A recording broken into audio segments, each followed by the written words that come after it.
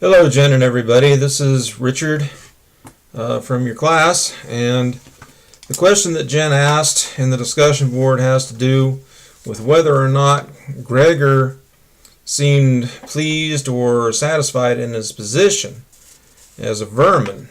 And really, if you consider it, in the initial stages of after his metamorphosis, he was happy to not have to go to work. He was happy not to have to deal with the rat race and the competition that he had to face with other young men of his time. And when you think about that, it basically boils down to that old cliche about the grass is always greener on the other side. He may think that by staying home, by not having to deal with his responsibilities, that life would be easier. Of course, in the course of the story, we see how his isolation becomes as big as he becomes more of a problem, becomes more of a debilitation. Speaking from personal experience, I remember how I always wanted to just be able to retire and not have to go to work. And my last contract position ended in 2013. And thankfully I've been studying, otherwise I would not have been doing anything.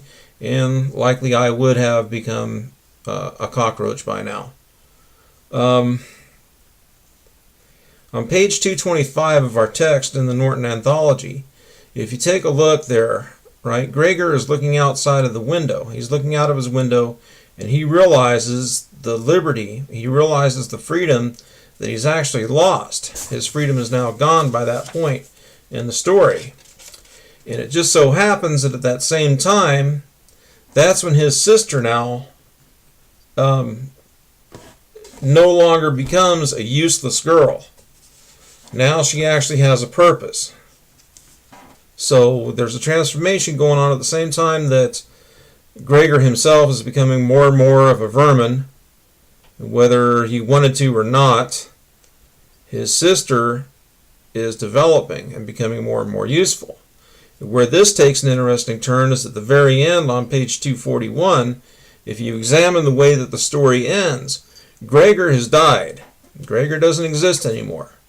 But his sister, with Gregor's mother and father, are on the train and they're leaving. And interesting is that mother, father, and sister are all traveling. Mr. and Mrs. Samsa notice that their daughter is now attractive and well built. So now it's time to find her a husband. And notice the way that they reference her. That at the end of the story, she gets up and she stretches her young nubile body. Mr. and Mrs. Samsa intend to use their daughter the same way that they use their son Gregor. They're going to use their daughter to secure their financial means or their livelihood. So that's my take on whether or not Gregor enjoyed being a vermin.